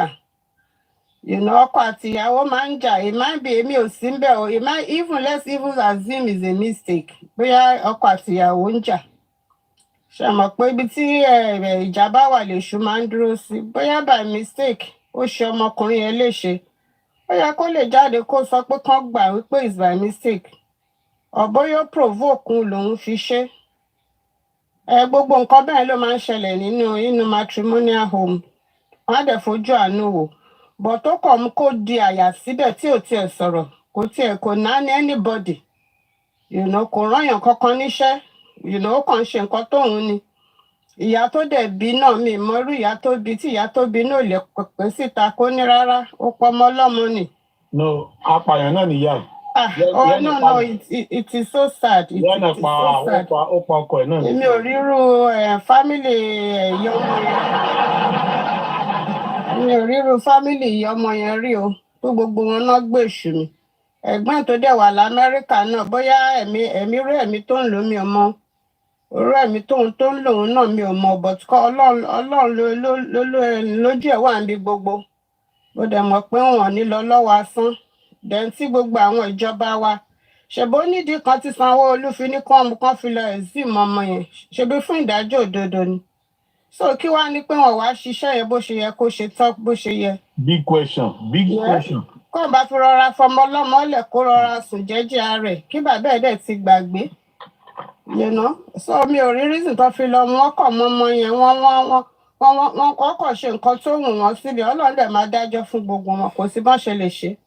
Wọ́n bá ti jẹ́ kọ́ ọmọ yẹn rọra sùn jẹ́jẹ́ rẹ̀ náà kí bàbá ẹ̀ tiẹ̀ mọ̀ pé ọmọ yẹn ó ti lọ bọ̀ gbogbo kan fi bàbá yẹn sí gan ìrònú ayérayé ni. Bàbá yẹn dẹ̀ yìí sọ pé òun ò lé property tọmọ yẹn ní òun kàn fẹ́ mọ nǹkan tó pa tó bá dẹ̀ wá mọ nǹkan tó pa ọkàn wọn á balẹ̀ ọmọ yẹn gan fúnra rẹ̀ ọkàn á balẹ̀. Ìdẹ̀rù pé nǹkan tí bàbá yẹn tó ń bèrè ìrò kó pọ̀ jù gẹ́gẹ́ bí abiyamọ kò pọ̀ jù nǹkan tí bàbá yẹn ń bèrè. Tí gbogbo wọn ń bá àṣì bàbá yẹn tó ń sọ̀rọ̀ burúkú fún tó ń gbé ṣépè. Ó yẹ kán tẹ̀lé sùn kọ́ ronú ara wọn rò náà. Àwọn yẹn ti gbé pé ṣùgbọ́n tó bá gbé bàbá yẹn ti gbé. Bàbá yẹn máa ń ṣe mí ó nìkan nínú gbogbo wọn bẹ̀ yẹn ó nìkan.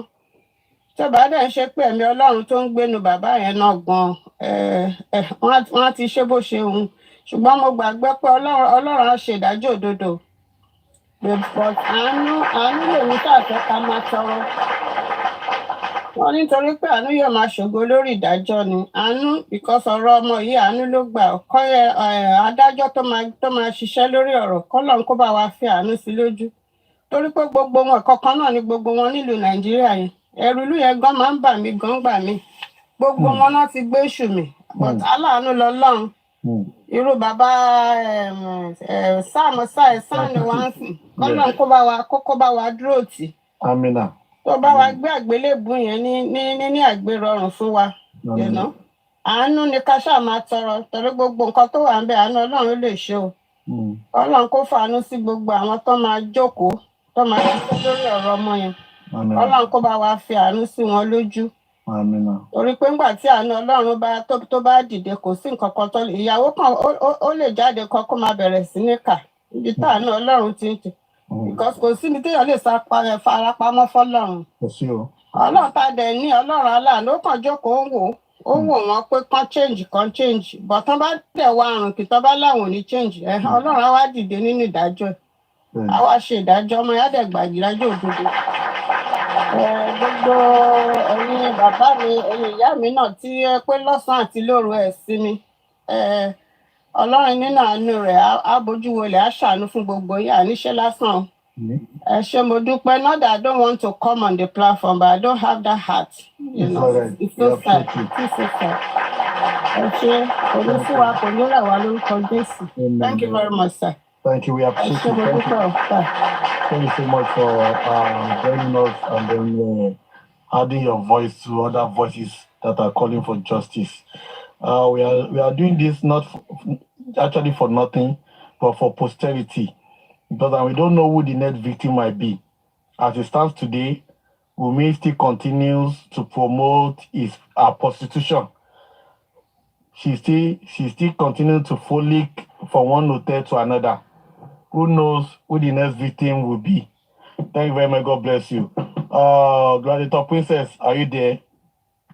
Very well. But not the go. Very well.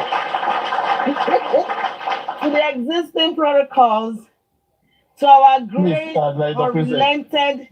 Just a minute. Please, let us power tap. Let us tap on our screen. They may just flag it down, the show we end. We don't want that to happen. So let us do that in advance.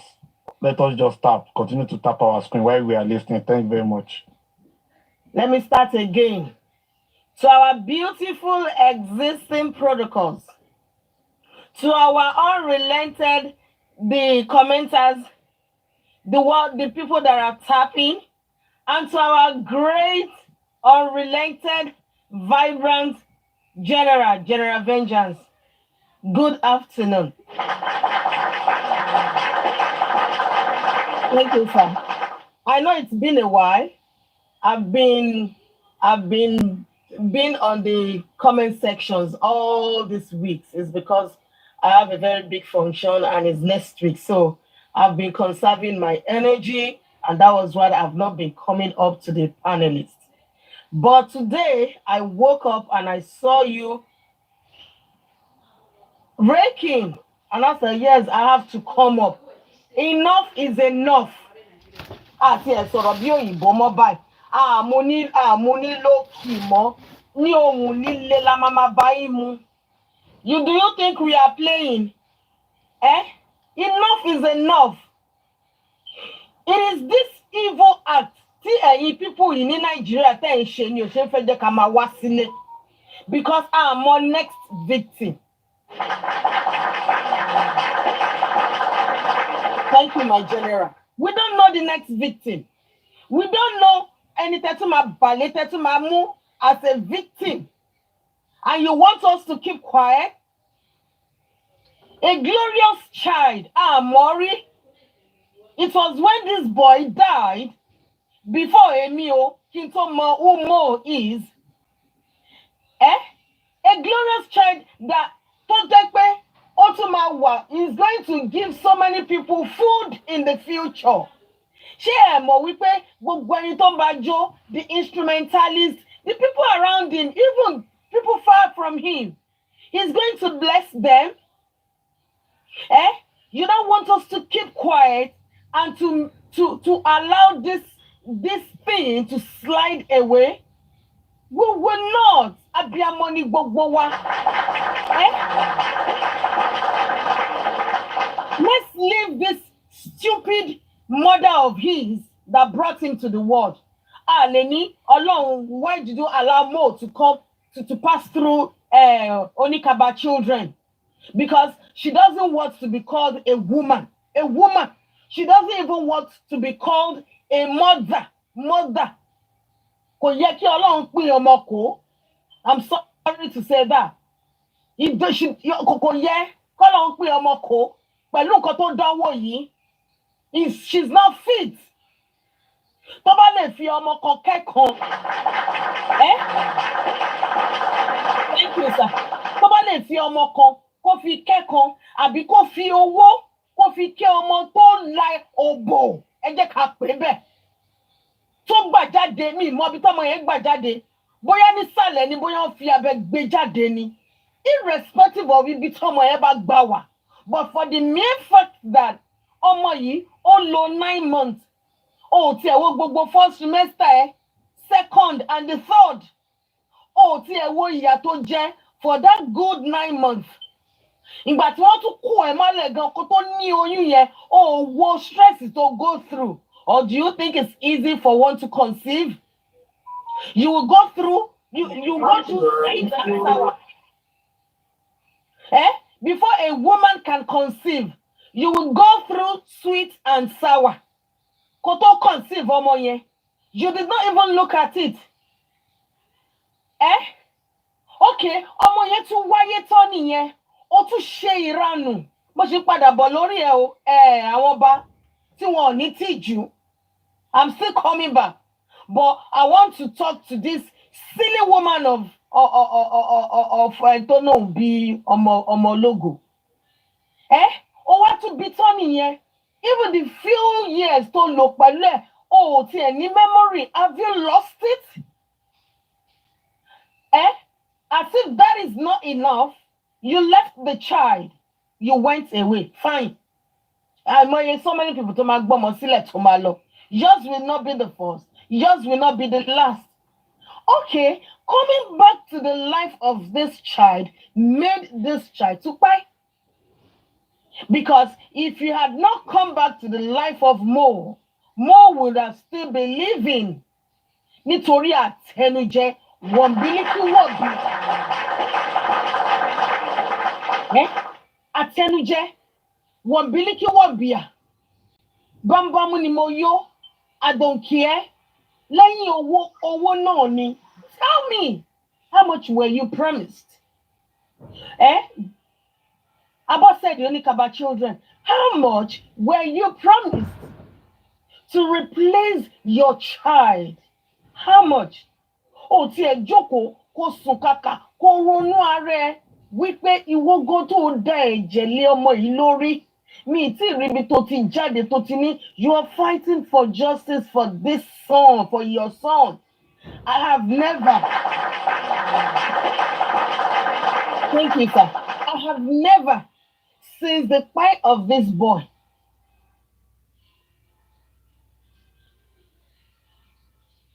whenever you're talking, I have never seen a drop of water that comes through your eyes. I have never seen it. I tried mo wo mo ni abemi ni mi ò ríran dáadáa ni. Màá tún lọ mú glasses mi, màá tún wọ̀ kó ba lè enlarge kí n lè rí bóyá there is a drop of water, but I have never seen it. Why are you so heartless? Why are you so determined because of money? Why? Abosede? Why? Why? Ó ṣe gbàgbé ìtìjú, ó ti rántí ọ̀la. Thank you, sir. Abosede, ó mọ̀ pé ìwọ náà ṣì máa padà lọ síbi tí ọmọ yẹn lọ ni. Ó ti rántí wípé tí Ọlọ́run bá máa gbé búrújì yẹn dé ní èní, ó lè sùn kó má jí mọ́. You're not even thinking of that. Ibi tí ò bá yẹ ká ti rí ẹ la máa rí ẹ. Ọlọ́run bá wọn jàmàlà lórí ẹní. Ọlọ́run bá àwọn tó pa ọmọ ẹ, Ọlọ́run bá wọn wine and dine. All because you want money. You are not protecting Dadandidi, Arindi, or death. So it's more how the future will lies for him. You are protecting that one, not to talk. Knowing fully well that when this boy was alive, Abeletin Jeletimu, Ati Agumani Yomo, you are protecting him not to talk against àwọn tó pa ẹ̀gbọ́n ẹ̀. Ó yẹ kí wọ́n yẹgi fún ẹni Abọ́sẹ̀dé. Because ó ń dá ojú ti àwa obìnrin. The good mother. I can never call you a virtuous woman. You are just lying that you're going to church, knowing fully well that within you, you're not going to church. Because if I should ask you to start quoting about Omo, about virtuous woman in the Bible, you can never quote it. You are just using the church. Thank you, sir. You are just using the church to cover your face. Sorry. And lọ ilé ayé yìí kò dúró dẹni kankan, kò dúró de anybody. Ó kù díẹ̀ fún ẹ, sórí gbogbo wa yìí tá a kó jọ pọ̀, tá a ń jà justice for more. Nígbà tá a bá ti gbà á tán, oníkálukú á gbọ̀nà lé. Màá mọ ibi tí o máa fi ojú sí. Ìwà aláìnírònú ara Galatia, wọn ò gbọ́dọ̀ fi ẹ́ tọrọ as a mother. Tó bá fi ẹ́ tọrọ as a mother, máa yẹgi fún ẹ. Màá gbé AK-47 ni máa dàbò ẹ́.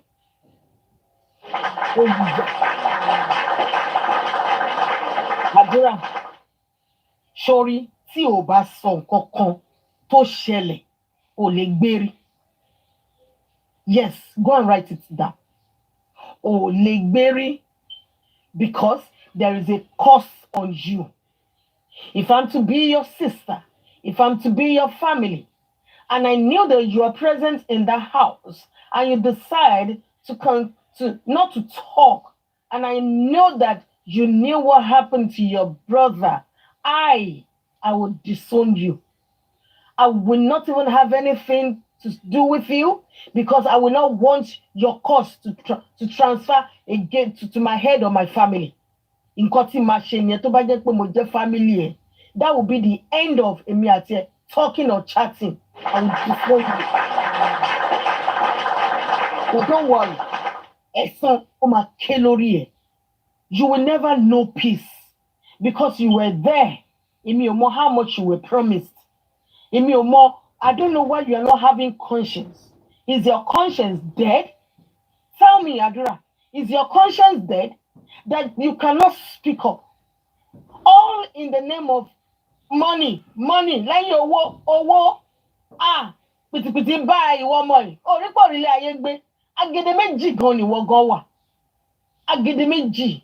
You are in between, up and down. Àárín ló wà. Sorry, by the time the doom come upon you, wàá máa sọ wípé, I do know, not I know. I do know you would have spoken out. And to all the 15 people in the house, Governor Sanwo-Olu, I just pitied you. Because when the first, the woman was talking, she said, Governor Sanwo-Olu, both of you goes to the same church. Please do the needful. Someone on the comment section now wrote that, do you think Governor Sanwo-Olu is going to do the needful, knowing fully well that Governor Sanwo-Olu and the said person, they are friends? Ẹjọ́, ṣé èèyàn máa ń ru egun eléegun ni? Ṣé èèyàn máa ń gbé ogun olórí, ogun ológun, ó máa gbé sórí, á fa tiẹ̀ lọ́wọ́ ni? Èmi o, tí bá rí pé ọ̀rẹ́ yẹn fẹ́ fi ẹrẹ̀ ta mi, ó fẹ́ fi tiẹ̀ kó bá mi, I would rather live gallantly, because I would not want to be a shareholder. Thank you, sir. I would not want to be a shareholder. Nígbà tí ègún yẹn bá bẹ̀rẹ̀ sí máa ṣẹlẹ̀. Governor Sanwo-Olu, Mr. Governor, sir, I believe you have children.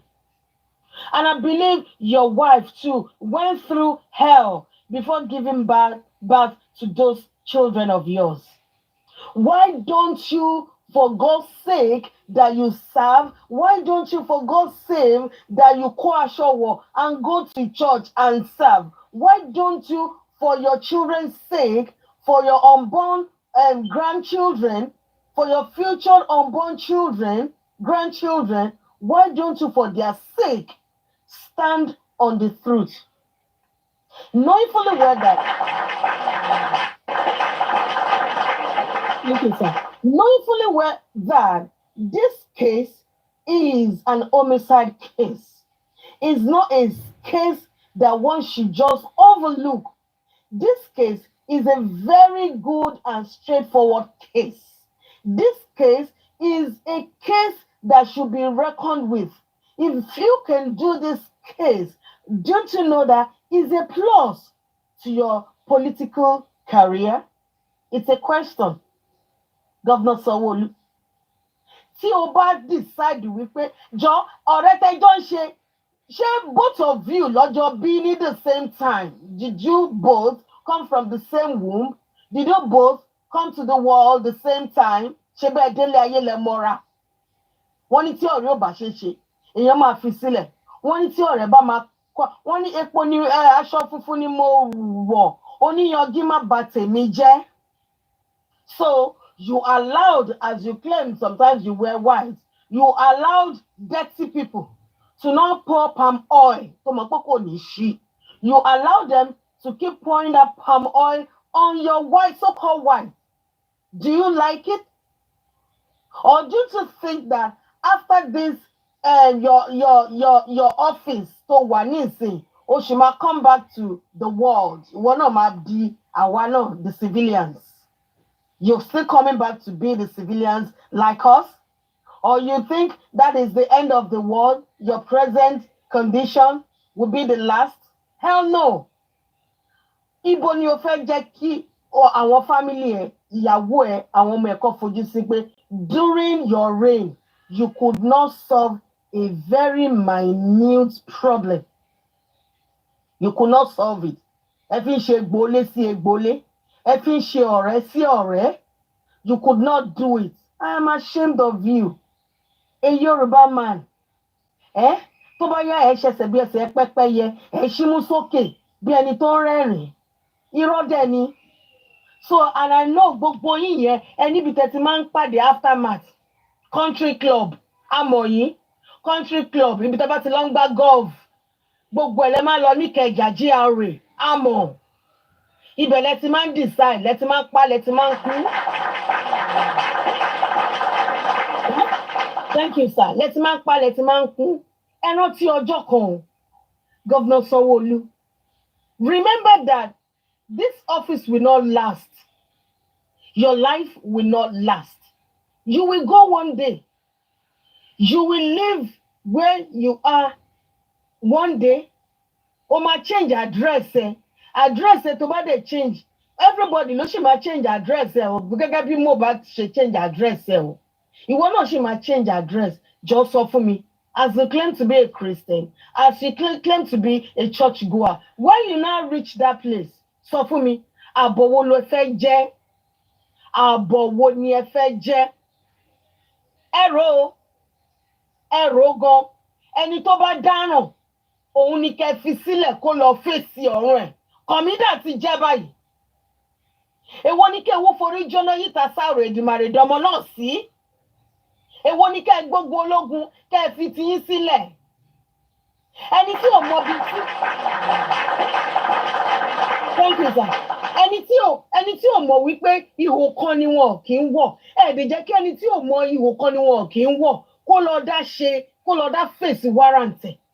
Àbí ṣé gbogbo pọ̀ tẹjọ kí igi àdògán igi sínú àdògán ni? Ṣé pọ̀ ń bẹ̀ ni? Ẹni tó mọ̀ọ́mọ̀ ti igi ẹ̀bọnú àdògán ẹ̀ẹ́dẹ̀ jẹ́ kó lọ fèsì ẹ̀ fúnra rẹ̀. That is your own. Go and sit. Kí o má jẹ́ kí ẹni tí tiẹ̀ ti jóná kó má yẹ kó kó bá tiẹ̀. You're still a young governor. You still have a lot of years ahead of you. You know that. Let me tell you something. If you refuse to give this boy this justice, tí Ọlọ́run bá máa dé, ó lè gé life yẹn kó kúrú. Kí n rò bẹ́ẹ̀. Wọ́n ní tá bá rò lọ sọ́tún, tá rò lọ sósì, tá rò lọ síwájú, ká tá rò lọ sẹ́yìn. Ìwọ náà kó mú èrò ara ẹ̀ kó tún pa. Think of it that even tí bá sùn lẹ́nu, ṣé mo máa jí lọ́la? And you are not thinking about it. Kó máa rókì nínú yín. Ṣé rí owó yẹn? Owó máa tán. Owó máa tán yẹn ló máa. Yes, thank you, sir. This money we are talking about is a spirit. Forget about the billions or the trillions you have in your account. Tí kòkòrò ajẹ nínú tó bá máa wọnú ibi tó kó sí, ó máa dàbí pé o ò ní owó rí ni. Tẹ́ wá wo ti Babangida kẹ́ fi ṣe example life gbogbo yín. The almighty general Babangida, Ibrahim Babangida, tó yẹ kẹ́ fi ṣe example. With all the money he had, when he was on that throne, ibo ló gbẹ̀yìn ẹ̀, ó di wheelchair. That is God. Don't you think of the evil that he has done? Amo now. He's on the wheelchair. Wo kini ló jẹ èwo ló jẹ apple? General, èwo ló jẹ apple? Obìnrin ló dẹ̀ sí apple lásán ló jẹ. Abacha nìyẹn. Ẹ ṣe ta Abacha. Ẹ ṣe. Apple. Ẹ wo bí wọ́n ṣe fi apple wọ́n ṣe fi mú. Kí ni wọ́n lè fi mú yín? Gbogbo àwọn obìnrin tẹ́ ń gbé lọ sí country club, tẹ́ ń gbé ní Ìkẹjà, GRA, wọ́n lè mú yín. Wọ́n kọ́ lè mú yín. Wọ́n á ju nǹkan sínú drink yín tẹ̀ mú. Ẹ ṣe pé bóyá ní gbẹ́kúdè. Wọ́n níbi tí yín ti parí sí ni tẹlòmíì ti bẹ̀rẹ̀. Think of all this. Sanwó-Olú, change from this evil deeds and do good. Do good.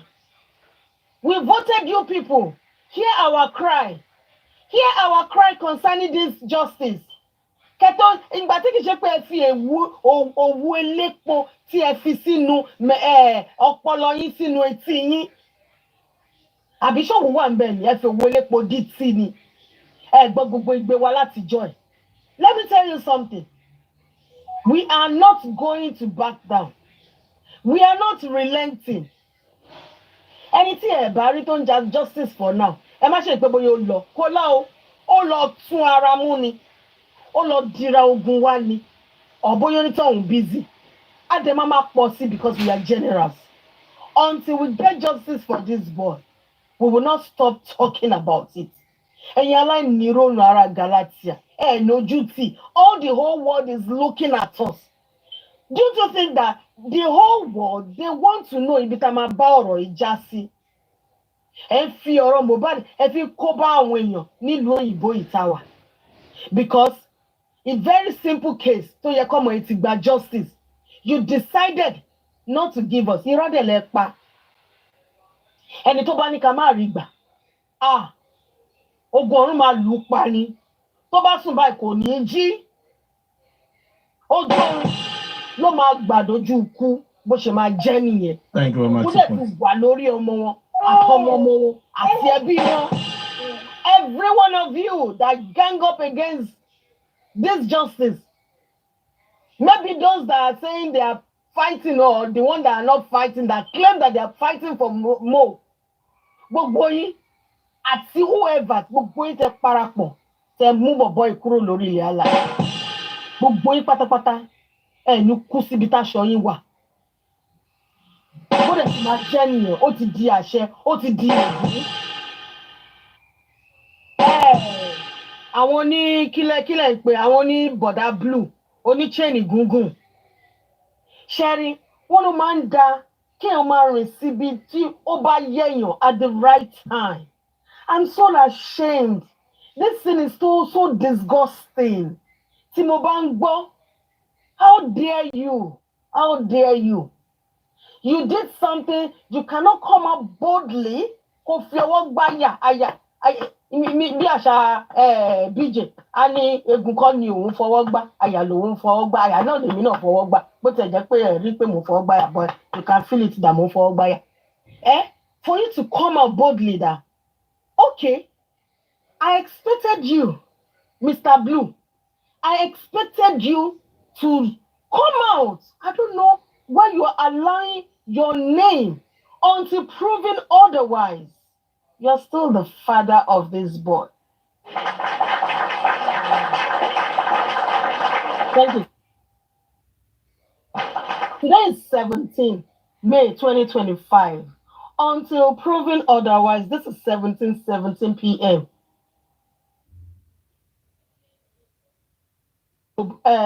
Liaminu Lamidi still belongs to you. What I expected what I expected you to do as Mr. Blue you called yourself. Come out. Be bold. Be bold. Come out. Okay. I don't want my name to continue like this. Let me do the needful. Do the needful. Someone fit to Jukaroni. Do the needful. If he is your child, take your child from the silly girl and let the silly girl face her warrant. Oh? Take this child away and let her face her warrant.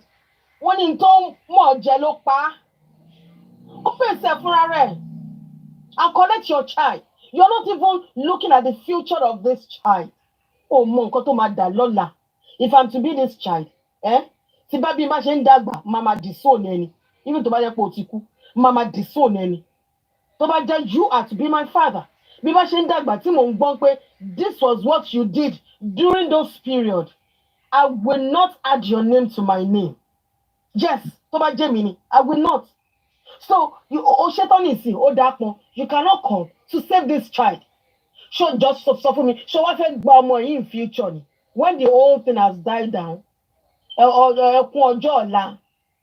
wọ́n ní tó bá yẹ ni lèèyàn máa ń rìn sí kéèyàn lè máa rìn ìrìn ìdọ̀tí ìrìn ràkàtíà ìrìn àṣì ìrìn burúkú wọ́n ní fẹ́ rìn ìrìn tí ọ̀yẹ́ kọ́ máa bá ẹ̀yin bàbá blue ìrìn tí ọ̀yẹ́ kọ́ máa bá yín nídìí ẹ̀ ó lẹ́rìn ìrìn adójútì ni ìrìn tí ò kì í fúnyàn lọ́rọ̀ láti sọ ìrìn tí ò kì í jẹ́ kéèyàn pẹ́gbẹ́gbé ó ní nǹkan tẹ́ ṣe yẹn ẹ wá ṣe tán nìsín ẹ̀ka gíọ́gíọ́. They come out and take the thing that belongs to you. Do you see? It's just a lesson to gbogbo ẹ̀yin olówó yẹn náà.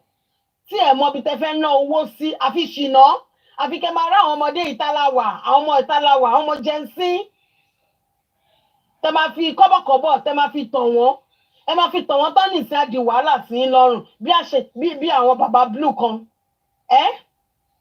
Please do the needful, like the first speaker said. Do the needful and let her face a warrant. Then àwọn tó ti kú tó mọ̀ pé àwọn ti kú tó náà jà fún justice for more. Àfikún lọ máa tọrọ owó lọ́wọ́ inbox lórí Facebook. Because àwọn professional beggar ni ẹ. What? Àwọn professional beggar ni ẹ. Bẹ́ẹ̀ni àwọn professional beggar. Àwọn aláìní tí ìjọ ara Galatia. Mr. Bukata ní ìmẹ́ni tó rán níṣẹ́. Amanodosians. Àmọ̀ gbà tó wá tọrọ owó. Àmọ̀ tó wá tọrọ owó tó send voice note òṣì, voice note ìranù, voice note ìsọnù. Wàá tún máa bú ọ̀gá wa wèrè. Ó ti yọ́tán lórí ìdúró. Ó ti yọ́tán ó dàbí òkú ayé nìyẹn. Atọrọ jẹ látọdún tó náà ti wà ń lo òyìnbó yìí. Mo sọ pé Mohbad gan tún máa dùn wò ju Láti lọ. Bẹ́ẹ̀ni. Bẹ́ẹ̀ni. Mohbad ti kú o, but ó máa handsome ju Láti lọ. Ó máa níbi tí wọ́n gbé ọmọ yẹn sí. Níbi tí ọmọ yẹn wà.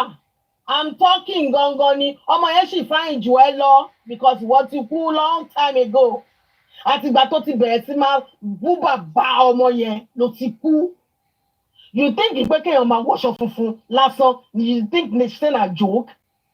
You think it's a joke? Not be joke. Tó bá fi aṣọ yẹn ṣépè fún gbogbo yín tẹ̀ ń sọ ọ̀rọ̀ burúkú lórí bàbá yẹn, aṣọ yẹn lásán ègún ni fún gbogbo yín.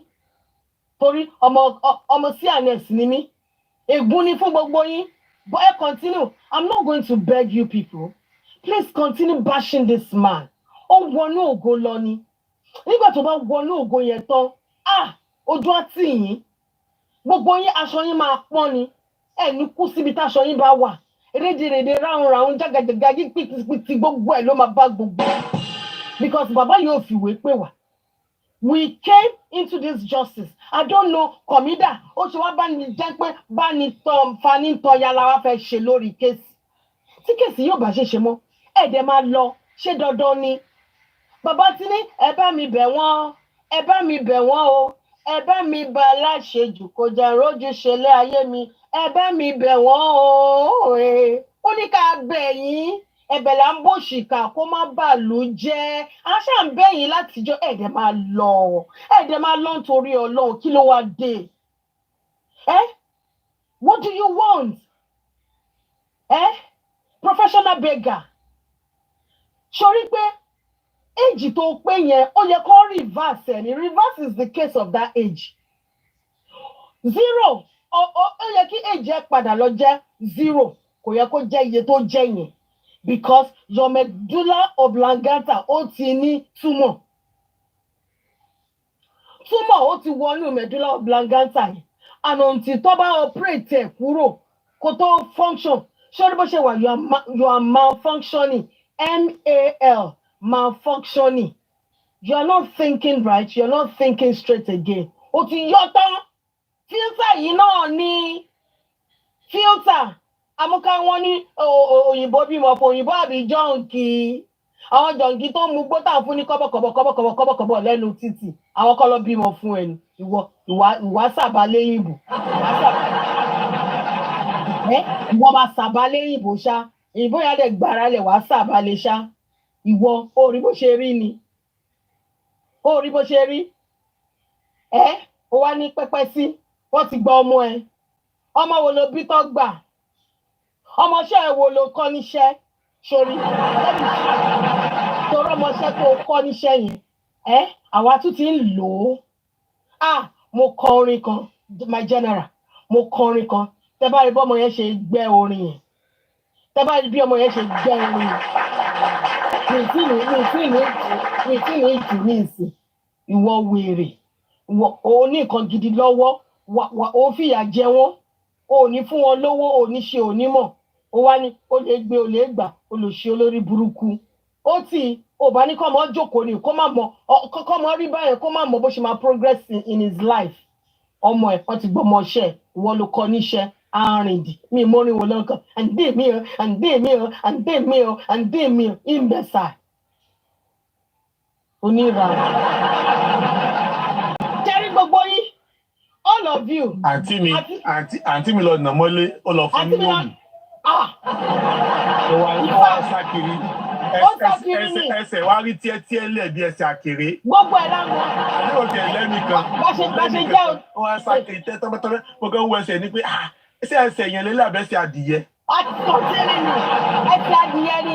Kì í ṣe adìyẹ àdìkì o, adìyẹ ìbílẹ̀ ni o. Tẹ́sẹ̀ rí tíní tó jò ti pa. Ẹsẹ̀ adìyẹ àdìkì máa ń kí o. Ẹ má fi ẹsẹ̀ rí ẹsẹ̀ adìyẹ àdìkì o. Ẹsẹ̀ kan dàbí tàǹtí alá ni. Àǹtí mi ò ná dáadáa, ká náà ná dáadáa inú mi ò bá dùn because bá ṣe jẹ́ odó ṣàn láti jẹ́ ewé nation. Àǹtí mi sọ pé ó ti máa lọ tún náà. Àǹtí mi ló ti máa lọ tún náà.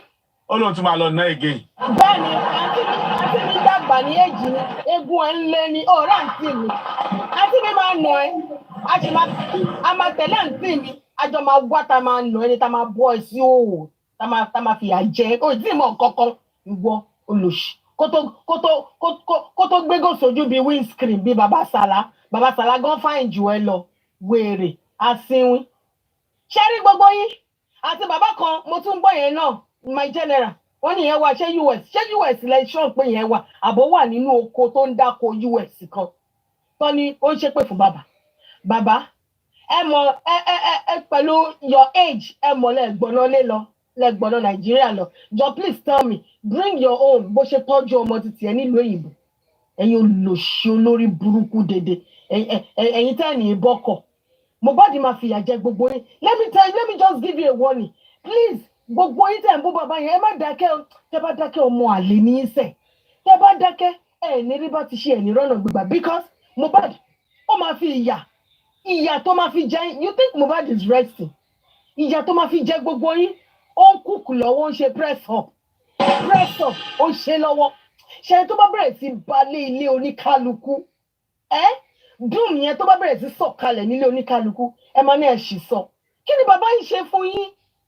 Kí ni bàbá yìí ṣe fún yín? Àwọn those 15 people in the house, you are not talking about them. The so-called wife, you are not talking about them. Wọ́n ní abẹ́rẹ́ kan, wọ́n ti gún sí lára. Abẹ́rẹ́ yẹn ni nọ́ọ̀sì lọ gbà. Sọ bí bó ṣe inject abẹ́rẹ́ yẹn sí lára. Wọ́n ní nọ́ọ̀sì ti kọ́kọ́ sunbẹ̀ kan kó tó ṣe kínní. You are not talking about the nurse. You are not talking about all this. So you have nothing to say. Then to come back to what has this ewo bàbá rí oko bàbá ń ta máa fi jó sopi ni. Èmi gan máa fi kọrin. Máa fi oko wọn máa fi kọrin. Tẹ́ bá rí níta because this man has his life to live. This man was not there when his son died. So I see no reason why we cannot channel our energy to people in their house. So the only thing we could do is to be bashing this man. What has this man? Kí ló rà nígbà yín torí Ọlọ́run? Yes. Kí ló rà nígbà yín? He's a carpenter. He knows his work. He knows his job. He's not ashamed to be called a carpenter. Ẹ jọ̀ọ́, gbogbo yín tẹ́ la ipò mọ́lẹ̀ tẹ́ la òbò mọ́lẹ̀ ní 24/7 lórí justice yìí. Iṣẹ́ wo lẹ ń ṣe? Ọ̀rọ̀ justice yìí náà lẹ ń sọ tẹ́ fi ń pa owó. And the only thing you could do is to bashing this man. Àtẹ̀dúpẹ́ àwa ń ṣiṣẹ́. Nítorí ẹ̀ la ṣe máa àárọ̀ tèmi ni alẹ́ mi, alẹ́ tèmi ni àárọ̀ mi. That is my shift. So most time, tí programming bá ń go on, maybe I'm sleeping. Kí wá jí in between, can listen. Like I woke up now and I'm still going to work. I am working. So also the generals and the gladiators, they are also working. Ẹ̀yin akúmọ̀kọ àmọ̀nàrún máa lọ. Ẹ̀yin tí ẹ̀ níṣẹ́ yẹn, ẹ tún máa sọ̀rọ̀ lórí bàbá yìí. Orí èdè lẹ́tí gba gé ewédú, láti gba money gun, lẹ́tí gba kíní. Wọ́n ní láti náà ṣiṣẹ́ o. Wọ́n ní ilé ọlọ́tí ni láti ti máa ń ṣiṣẹ́ tiẹ̀. Ẹgbẹ́ ni, wọ́n máa bá wọn fọ́tọ́ yẹn. Ẹ lọ máa ń rìn sí ìmùsọ́dọ̀ ọlọ́tí ni tó bá di kó ní láìfù. Àwọn máa fa sìgá, wọ́n ní iṣẹ́ ìyẹn. Àṣé kò tẹ̀ kí n lọ ṣe taxi kankan. Àwọn àbúrò máa ń ṣe taxi. Àṣé kò tẹ̀ kí n lọ ṣe taxi. Àṣé kò máa ń kó mẹ́rin, àkàlọ́ máa mu títí ẹni. Tó bá di gbowó lọ wọn tán, àkàrà àwọn kọ́nà kan ló máa mutí. Ilé ọtí ló máa ń lọ all the time. Do you think this one looks healthy? He's not looking healthy. Òun náà ló ṣe lè wà ẹ́ di Levi ti ní problem bó ṣe wà yẹn. Àkọ́họ̀ ti bàyẹ̀ ẹ̀jẹ̀. Àkọ́họ̀ ti bàjẹ́, ó ti rupture, ó ti wó. Sórí níbi tó kẹsẹ̀ lẹ́yìn ìwọ professional beggar. Sórí akọ ìyẹn ó máa mú gbogbo ìfun ẹ ó máa lọ́pọ̀ ó ní rẹ́ni donate kidney fún ẹ lọ́kọ́ sílẹ̀ lọ́kọ́ kíní tí mo kọ lọ́sọ̀ ìtì lọ́kọ́ sílẹ̀ ó ní rẹ́ni tó máa fún ẹ ní kidney tó máa donate ẹ fún ẹ. When you came into this justice àmọ́ ẹ thank God that I left that platform kó má fi ẹrẹ̀ kó má fi epo kó má dà sí aṣọ àlámí mo yà tètè fẹsẹ̀ fẹ́ nígbà tí mo rí pé orí burúkú àtòṣì tí ń bá wọn rìn onílé tí ò kọ́lé ó wọ́ bí ẹni tó ti panẹ́ bíìtì ó ṣe kùn gbẹ̀ndu bí àlẹ́ apọ́mìtà orí ẹ̀ bá sílé méjì kò sí ọpọlọ gidi kan nínú orí tó ń rùn èyí tọpọlọ yín ti dọ̀bálẹ̀ wo like I said I will still go back to nǹkan tí mo sọ gbogbo yín yẹn èmi ò kí ń rìn kiri anyway because I've got no time for that but I know the platform that I go to. I only go to my main people which is people the true justice seeker. I have no time to be walking around and kudos to those that goes round but I can't do it because I have a quality time to spend reading. Continue. Ṣé bí bẹ́ẹ̀ la wà yìí? Ẹ máa gbogbo tó máa ṣe gbogbo yín. June, July, August, September. You will see hell. Mo mọ̀ pé ẹ̀ nílé wá sórí app ìwá sọ nǹkan tẹ́ ẹ̀ rí ni. Bọ̀ mo bá yín dé mọ́kùlà. Ṣé ti gbọ́? Ẹ̀yin wèrè dédé. Thank you so much, my general. God bless you. Because orúkọ yín ó máa ròyìn ní vengeance. Vengeance ó máa bá gbogbo yín ni. Ẹ̀san ló ń pè ní vengeance gbogbo yín lẹ máa kéde ẹ̀san. Ohun tó bá gbìn ni wọ́n yóò ká. Ẹ má bínú pé mò ń gba time yín. Ohun tó bá gbìn ni wọ́n yóò ká. Bórin yẹn ṣe jẹ́ ni ẹ̀ mo ti gbàgbé other lyrics. Ohun tí o bá gbìn lórí justice for more. O máa ká. Lórí òkè ni àbípẹ̀tẹ̀lẹ̀ tó bá gbìn ni wọ́n yóò ká. Ẹ ṣe sà nítorí mo ṣì ń sùn bí mo ṣe ń sọ̀rọ̀ ni ẹ má bínú. God bless you. Ẹ̀sùn ẹ̀jí. Bẹ́ẹ̀ ni à ń sùn àjí wéré àsùnkájí wọn ni ò ní. Tẹ́lẹ̀ ìṣẹ̀ṣẹ̀ tó lọ ẹ máa tó rin ẹ̀kọ́ tó lórí yẹn mo ṣe wọlé. Ó yá bàbá ọba dáre ló máa ń kọrin yẹn mo kéré gbà mí lọ́wọ́. Ó yá bàbá tó sùn ọ̀. Ẹ jẹ́ àmà kọ́ ẹ má bínú Yes ma wéré. Ohun tó bá gbìn ni wọ́n yóò ká. Ohun tó bá gbìn ni wọ́n yóò ká. Lórí òkè ni tàbí ní pẹ̀tẹ́lẹ̀. Ohun tó bá gbìn ìwọ yóò ká. Lọ́wọ́ òkè. Ohun tó bá gbìn ìwọ yóò ká. Lọ́wọ́ òkè. Ohun tó bá gbìn ìwọ yóò ká. Lórí òkè ni tàbí ní pẹ̀tẹ́lẹ̀. Ohun tó bá gbìn ni wọ́n yóò ká. Thank you very much, Bloody Top Princess. God bless you. Welcome. Mo ṣe ọ̀rọ̀ mo ń ṣe nǹkan lọ́wọ́. Kí ló dé táwọn èèyàn fi rẹ́rìn nígbà tá à ń kọrin? Mo rí yín o. Thank you very much. Mami ni àánú fi ayé rìn. Ẹ ṣé gan ni o. Ẹ ṣé gan, Bloody Top Princess. Mi ṣe wá sórí platform but mo No máa ń problem. wá sí No problem. God bless you all. God bless you you for not relenting. God bless you for that strength, for that power. Ọlọ́run ti fún gbogbo àwa tá à ń sìn. Ọlọ́run tún máa fún wa ní okun àtagbára. Lórúkọ Jésù.